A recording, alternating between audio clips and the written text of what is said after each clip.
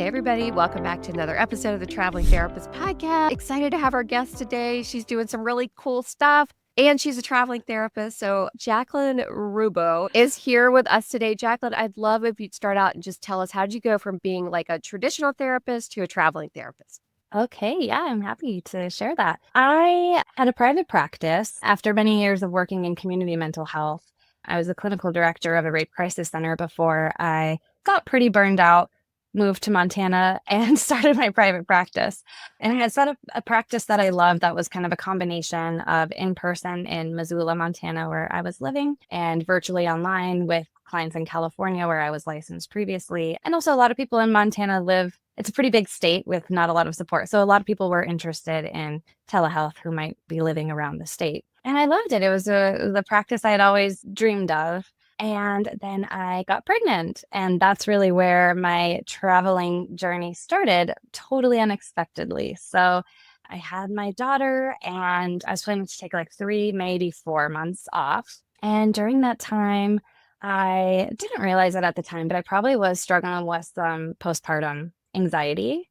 And about 3 months in, about a month before I was kind of planning to go back to work, I was like, we got to go somewhere, got to get out of the house. So we took a little trip up to Glacier National Park, and it was such a magnificent place. It's a powerful place, but just being there with, my family and being connected to nature and that sense of like exploring the world together. I remember having conversations with my husband around like, I wish we could just do this more, like he works remotely for himself and has traveled a lot, but my work kind of kept me stuck in our home base. And I also was very sleep deprived, like I said, a little bit anxious. And I really care about the work that I do with my clients. And I didn't feel like I could give them the same level of care and presence and intentionality that I was bringing before I had my baby. And so all these different factors kind of combined into us talking about, well, like, do we really have to have me go back to work, or could we extend this maternity leave together as a family more and travel and explore? So we decided, after taking another trip in our camper down to Utah, we were in Moab for probably 2 weeks. Again, it was a really wonderful experience. My daughter was like maybe 5 months at that time. We decided, let's go for it, and decided to rent out our house for the winter and go take our camper down to Mexico. We did the Baja Peninsula for the winter. So it was a really, really great experience. And I think through the travels, I started overcoming a lot of like that postpartum anxiety and the intrusive thoughts, and just kind of like facing fears head on. Like, I think a lot of people probably thought it was a little crazy to do that with a baby. Yet I was the one having like the most anxious thoughts about it. But we had a great time, and it was just really, really wonderful. And so when we got back, I was interested in getting some more training around maternal mental health and got some training with Postpartum Support International, doing a lot of like just of my own learning around like matrescence and the process of becoming a mother and the identity shifts, and just, yeah, it just fully deepening my understanding of that a little bit more. And then having that space to kind of disconnect from being all about work and my job as a therapist being so tied to my identity, then dropping that completely for a while and then becoming a mom. The process of intentionally merging those things together and finding myself in all of it again, returning to therapy, I was really intentional about how I did that. And part of it was staying virtual so that we could continue to spend time together as a family, to explore and to nurture parts of myself outside of work only. So That's that's kind of how amazing. I landed here. I just want to back up a little bit because I just love this story. So you were licensed in California, but moved to Montana. And then did you then like get a license in Montana at first? And were you kind of like, I'm going to have an office here now? Or were you just seeing California clients? Maybe we could just break it down because there's so many steps in this process that I think are super helpful for people listening that are maybe like in all of these different stages. How did you like handle that part? Was it just like, I'm going to see clients in California only, or I'm just going to like see clients in Montana? Like, what did you do about that piece in the beginning? I did get my license in Montana as well. I think it was fairly simple going from California to Montana. It might have been a little bit more challenging the other way around, but there was pretty easy reciprocity. So I got licensed in Montana and I did set up like most of my marketing for my private practice in Montana. Really, my referrals from California, I wasn't in private practice when I left. So Oh, gotcha. I was Okay. still in community mental health. So the referrals that I got from there were really from other therapists who knew me and had clients who they thought would be a good fit for me. But I wasn't really doing any marketing in California, and actually till this day haven't done too much. It's really just like relationships, which is such an important part of referrals. So true. So I really put all my efforts into building my practice in Montana. I got a little office downtown, started trying to build my network there and, like targeting my SEO and everything for Montana. But I was seeing clients virtually in California as well. Gotcha. Okay. Okay. And then you get pregnant, you have the baby, maternity leave, and it's like, wait a second, this is like awesome. Like we're in Glacier or wherever, and I don't want to go back to this office that I have. So how did you like shut down the office and tell those clients I'm all telehealth? Like, what was that process like for you? Just for people listening, because I get that question a lot. People are like, oh my gosh, my Yeah. clients are never going to want to go all virtual, or, like, how'd you make that decision and walk through that? Well, my clients, my previous caseload, when I ended with them, the plan was that I would be back in 3 to 4 months. It ended up being Yeah. about a year by the time I was back. And I had kept them updated around the process and got them referrals and all sorts of things. So I didn't really know if anyone would be still wanting to see me in person or not. But I did have a couple people who were like, thank God I've been waiting. Right. And I wasn't trying to see as many clients as I was before. I had done a couple things to shift my practice to fit my new life, including raising my rate and being virtual only and having a much more limited schedule just in terms of what my husband and I could work in terms of childcare. So I knew that there would be less spaces to fill and the people who it fit for would be the right fit. And so many of these clients were virtual before or had at least done some virtual sessions. Like if there's ever really bad blizzards in Montana, like I would much rather do videos and have someone like try to make it to my office and have an accident or something, or if they're sick or anything like that. So it was a pretty smooth transition. And yeah, mostly those clients were just excited to be working together again.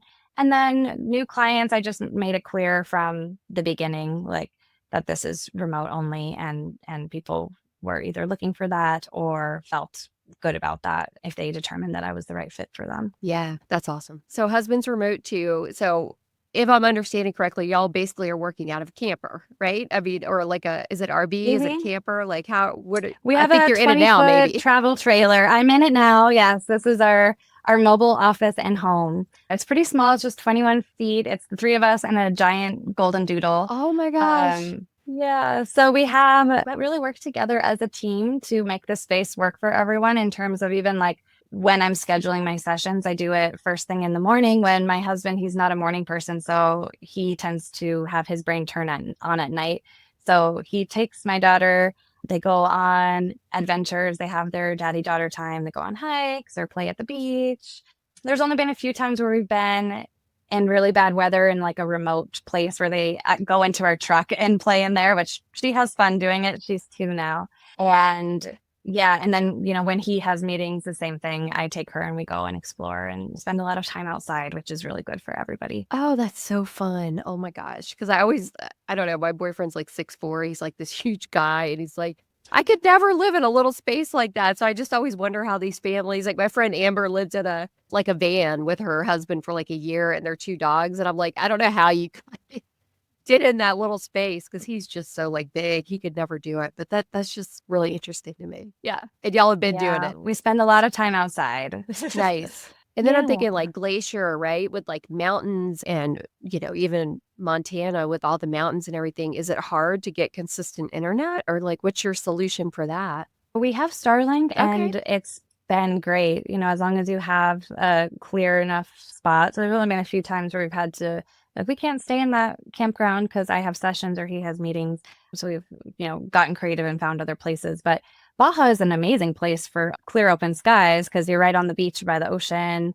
honestly, our Starlink sometimes is faster than the Wi-Fi that we had at home. So it comes with us wherever we go. And that was a really important part. And especially for me, the first time we went down to Mexico when my daughter was just a few months old, like knowing that we had communication with the outside world, that felt like a safety thing for me almost. So That's amazing. Such a good solution. Like, everybody I talk to in your position is like Starlink. That's the best for sure. Yeah. We bought a mini Starlink and it didn't work very well, but I think it's because there were like trees in the place where we were trying to use it. But anyway, all of that, right? And then you've done something really cool also on top of what you're already doing. So let's talk about the Nomad Mom Club. I would love to just talk about it, get in depth about it, and how you created it and what you talk about in there. I think that's probably so helpful to other nomadic mothers. yeah, it's been a really fun thing for me to work on because it's brought all these different aspects of who I am into something to create for others. So, Nomad Mom Club is a support community for moms who are living the traveling lifestyle. And I think, what is a nomad mom? To me, it's anyone who feels different than the people in their hometown who are staying there all the time. Maybe they're traveling all the time on their kids' breaks, or, like me, maybe they're part time, like seasonal nomad. Like I get out of here in the long winter months, or they're full time in a bus or a sailboat, which is our hopeful next Oh, move. But exciting. we have some sailing moms in there. So yeah, just where your lifestyle is different and it's focused around travel, or maybe you're an expat family, like living in another country for a year or whatever it might be. And so it's a space for moms to come together and support each other and connect authentically about the joys and the challenges of this lifestyle. Many moms talk about feeling like their support network back home doesn't quite get it.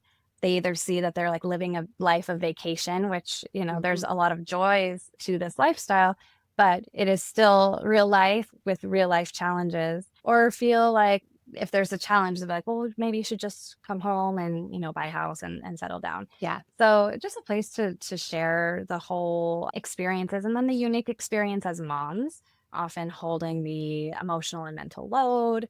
Many moms are homeschooling and, holding the desire to support their children's development and their learning.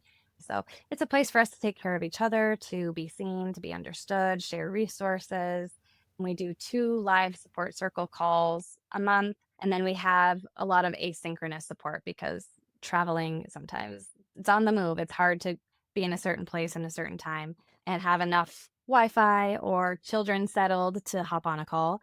It's sort of like a private Facebook group in a different platform where we have different discussions going on, resource sharing, themes. This month, we're focusing on intentional movement and supporting each other and how to work within this life to be taking care of ourselves in that way. And then people contribute their gifts to the community. I really wanted it to be a space where it's a true community where we give and we receive. And so, for example, one of our community members is a personal trainer, so she leads workout classes, like no equipment workout classes for moms who want to hop on and take that time to like have that community support to get, and make that time for themselves. So it's been really fun so far. That's And amazing. it's What a cool thing. So, yeah, I mean, part of what we talk about on this podcast is not only being a therapist and nomadic or whatever, but also like other income streams or other ways to branch out from just being that one-to-one therapist. So it's really cool to hear that you've done this, and I'm just curious, like, what's the process been like for you? Have there been any lessons learned along the way, like trying to start a community that you might want to share with somebody else that might want to do something like that? Or, trial and error with finding different platforms? Like, all my stuff's on Facebook, but I often think that's probably a mistake. So you've got it in another place, which I think is really smart. Can we talk about that a little bit? Like, what that's been like for you, like the creation part? yeah, I'm still pretty early on in it. Okay. So I feel like I'm learning so much every day. I think the process of like getting the word out about it, I'm like still in that process. And it's a lot of, I've been leaning into the social media aspect of it because I think a lot of these travel families are on Instagram, for example. So like the content creation. For me, the biggest learning moment that I'm still kind of in is how to balance the hustle of like building something new with like the intention of what it is. So like my intention of Nomad Mom Club is to support moms to feel well and to feel connected. And I found that I was like every nap time, late at night working, squeezing in every place here and there, not taking time for myself in the process. So that balance of building something new that I really am passionate about and excited about, that brings me a lot of fulfillment, except there's things you do have to do as a business owner that aren't as fulfilling. Yes. And trying to figure out, the balance of it. Because I was like, if I'm burning myself out in the spirit of helping these moms not burn out, then that defeats the purpose. Like, I get to matter in this process too. So I'm still, trying to find my balance with that. And now that the community is actually live, it's actually been really helpful for me too to stay accountable and having these conversations with other moms. So, Yeah. So you're even yeah. able in that space to share, like, maybe I'm doing too much, or maybe I need better boundaries, or be able to manage this stuff a little more effectively. Yeah. Yeah, I was intentional that this wasn't like therapy. Like, it is not, it's Yeah. different boundaries for me Yes. than I have with my clients because, if I'm being honest, part of it is for me too. Like, Yeah. I am a part of this community and I am the holder of our intentions and some, like group agreements, and I hold the frame in some instances, but I am no more knowledgeable or, I don't have the answers. Like, many of these moms have been traveling much longer than me. Many of these moms have been mothers much longer than me.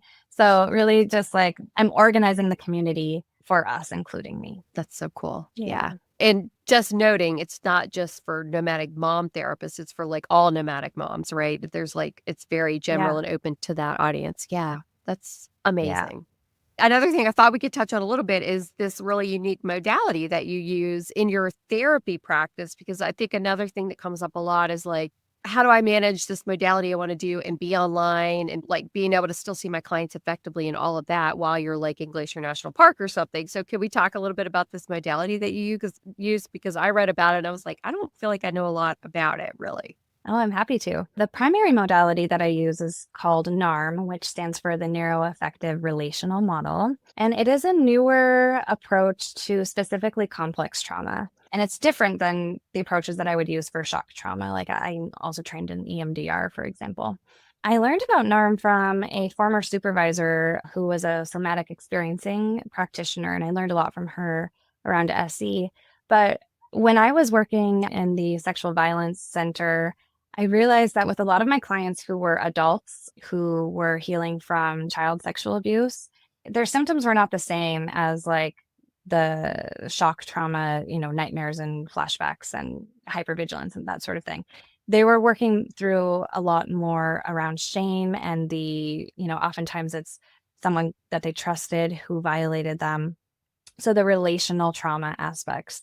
And I felt like I was kind of pulling pieces from here and there, and I was getting good results with clients, but I personally felt a little bit scattered as a therapist. Like, I felt like a little bit ungrounded. And when the supervisor told me about NARM and I looked into it, I had this sense of like, okay, this is actually bringing in all these different pieces that I've been pulling in from other modalities in a really organizing way that helped me feel really settled and intentional in working with clients through the shame and the relational trauma aspects. And those were the clients that I really loved working with. So when I went into private practice, that's sort of what I specialized in and ended up going through the NARM training. And so NARM, it's specifically for complex trauma. And it's a very integrated model. It's a top down, bottom up model. And it focuses on the ways in which we had to adapt in order to survive the environmental failures in our early childhoods, what we had to do in order to stay in connection with our primary attachment figures. And a lot of that is having to disconnect from ourselves, our needs, our emotions, our bodies. And so it's the process of supporting that reconnection and looking at the ways in which we then internalize those failures and recreate those dynamics that ultimately end up causing us more harm down the line. One of the things I really love about NARM is that it is non regressive. So we don't have to go back into the memory specifically. We're working in the here and now and what they are doing, where they have agency in their present life, so that it is really an empowering model. It's supporting them to like expand their capacities to feel agency in their life, to be connected to their like adult self, who most of the time are safe. Another thing that I really love about NARM is there's a focus on the relationship and our humanness, our clients and our own as the therapist. So really using our own like understanding of our own countertransference and intentionally coming with our clients, not with this intention to fix them or make them feel differently, but coming with curiosity, connection to our heart and our humanity, and the intention of supporting them in what they're wanting for themselves, not what behaviors they need to change or what symptoms we need to reduce, from a like a clinical model. And so it's a really empowering and humanizing model. And I find that it works really well for virtual therapy because it's not re-traumatizing. We support clients to feel their emotions in a contained and way that really supports integration instead of like catharsis or dysregulation. And it really supports clients to feel empowered in themselves. So it's not like, oh, Jaclyn, I need you to help me with this. It's like they're seeing how they are helping themselves. I think it's a really good fit for virtual therapy, especially with complex trauma, which is such, a complex Yeah. client base to work with. So, Really? Yeah, I remember when I went all online and because I'm EMDR trained too, and having to, in the office, right? They had those little I use those tappers that they would hold on to the tappers and it would go back and forth and or a light bar or something. But you always run the risk, right, of them dissociating in session or, if they're DID at all, like kind of like going into alters or something like that.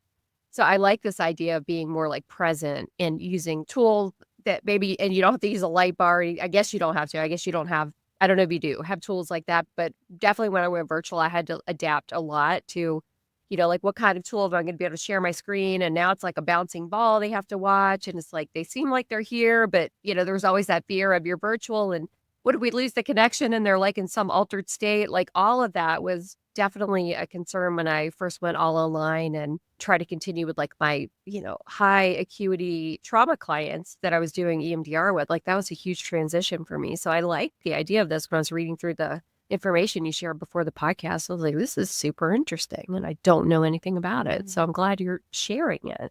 yeah, I wish more people knew about NARM. So I'm happy to be sharing about it too, because it's been such a game changer for me in my practice. And, I was fairly burnt out when I started my private practice, and that's when I came into NARM. And I got to really have the space to look at my own internal stuff that was contributing to burnout. It wasn't just that I was seeing X amount of high trauma caseload. There were things that I was bringing to the table around like over responsibility or unmanaged empathy or thinking that I needed to get this person to feel better, that was ultimately like that was my own stuff. And I think it's pretty normalized in our profession to burn out because of this stuff. And NARM helped me to find very like still compassionate and intentional way of showing up with my clients, but it is so much more respectful to like my humanity and theirs. And they've actually done some research to see like therapists who are trained in NARM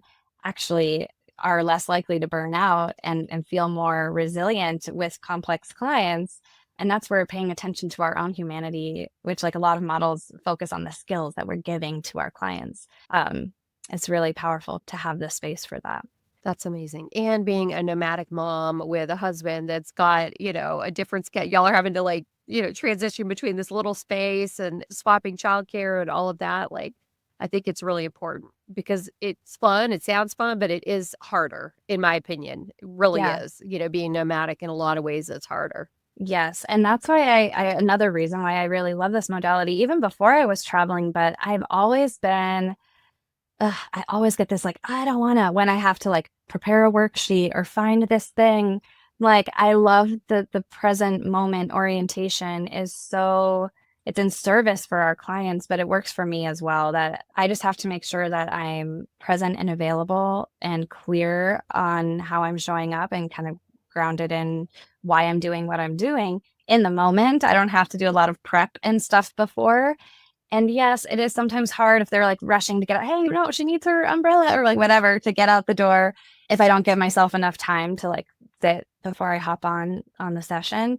So that's kind of just a logistical challenge, but I do feel like having more space in my life to feel grounded, to feel in connection with my family and nature and parts of myself that, experience joy and adventure, like all these things that living this lifestyle can bring, helps me to have more presence in how I show up for my clients.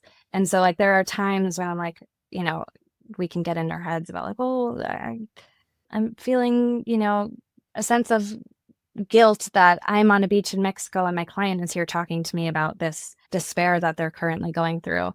But at the same time, the reality is how I'm living my life is allowing me to show up for them with much more intentionality and clarity. And it's ultimately better for them to have a therapist who's living life in a way that is serving them. So, Absolutely. Oh, I love that yeah. so much. That's such a good way to end this. Perfect. So how do people find you if they want to join the Nomad Mom Club or work with you or learn about NARM? How do they find you? For Nomad Mom Club, the best way is probably on Instagram. We're just on Instagram at Nomad Mom Club. I think we're on Facebook too. Send me a message or you can find the links to join there. And then as far as my private practice, my website is havencounselingservices.org. And I am licensed in California and Montana. I love working with other therapists too.